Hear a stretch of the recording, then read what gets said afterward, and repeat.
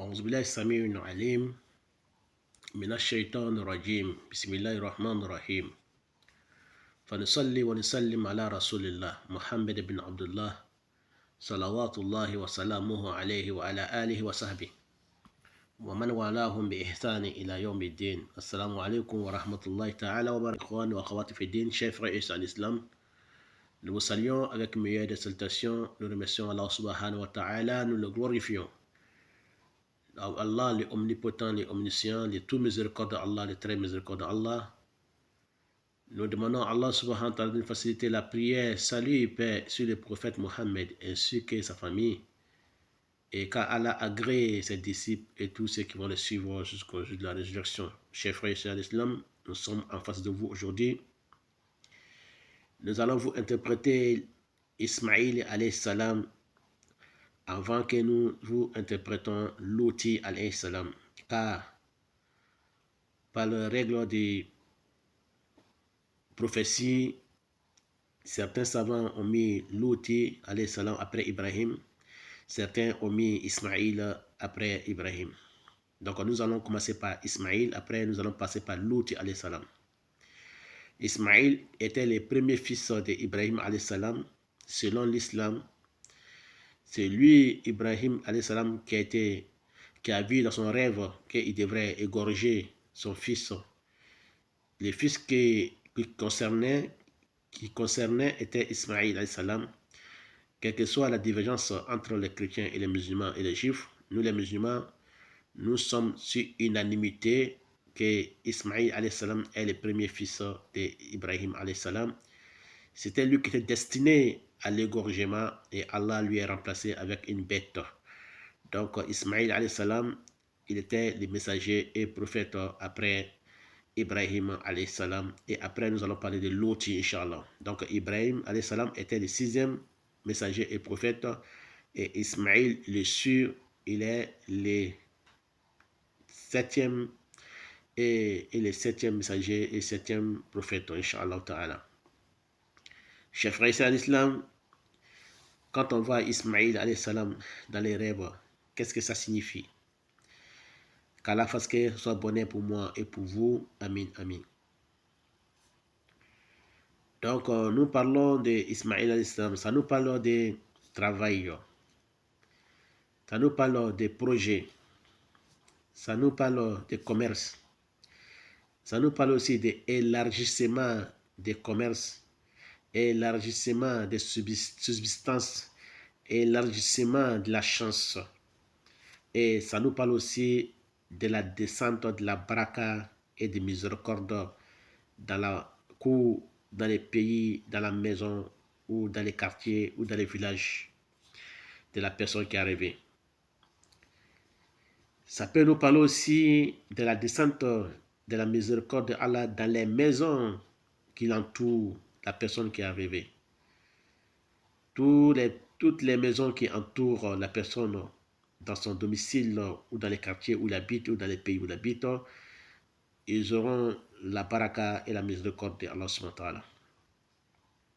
Ça peut nous parler aussi de la guérilla de la personne, de la force de la personne, de la puissance de la personne. Ça peut nous parler aussi de l'intelligence de la personne. Et ça peut nous parler aussi de victoire sur ses ennemis. Victoire de la personne sur ses ennemis. Victoire de la personne sur ses frères et sœurs. Ça peut nous parler aussi de l'aide venant de Allah subhanahu wa ta'ala, ou bien l'aide venant d'un homme généreux, que ce soit le président ou le roi ou un riche.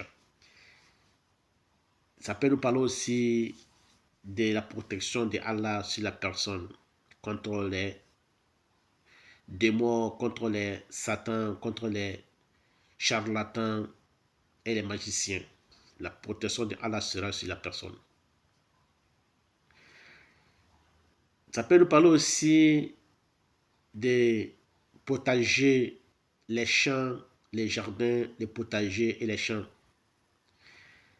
Ça peut nous parler abondance récolte, abondance agriculture et récolte, abondance descente de la pluie avec la baraka dans les pays, dans les lieux. Donc ça peut nous parler aussi de la verdure dans les pays, la verdure dans les quartiers, dans la verdure dans l'endroit que la personne a rêvé. Ça peut nous parler aussi de la chance des victoires et la chance dans un concours, victoire dans un concours, dans un examen. Et ça peut nous parler aussi, chers frères et sœurs, en islam, des accomplissements de la sortie de la zakat, l'accomplissement de donner la zakat et des bienfaits aux pauvres et aux nécessités. Et ça peut nous parler aussi de bonnes conduites, de bonnes conduites. Ça peut nous parler, chers frères et sœurs, en islam, des mariages pour un célibataire. S'il était toujours célibataire, il aura une femme. S'il était marié, il aura beaucoup de chances et subsistance et élargissement de sa subsistance et des chances. Celui qui voit dans les rêves qu'il est en train de parler avec Ismaïl alayhi salam, ça parle de sa grandeur, sa valeur, ses échelons dans le travail, sa grade dans le travail.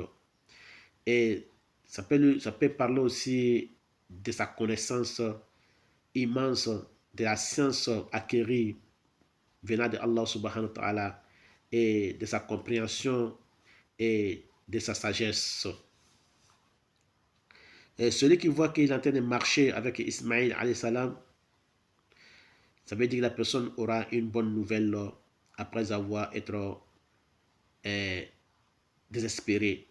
Il aura une bonne nouvelle de quelque chose qu'il attendait pendant longtemps, que ce soit le résultat d'un concours ou d'un examen. Quelle que soit l'information qui viendra vers lui, sera une bonne information.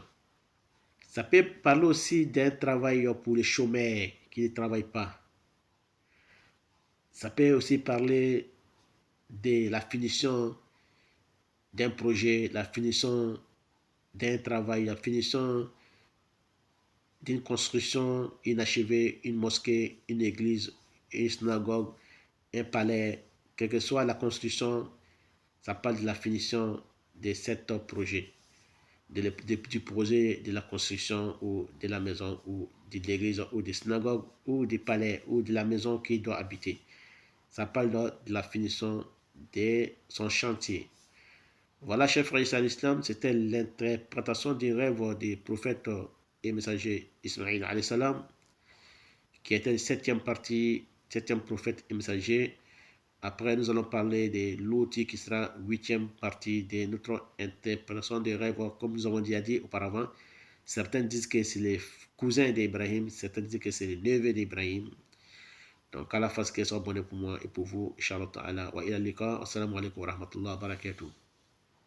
Wallahu a'lam.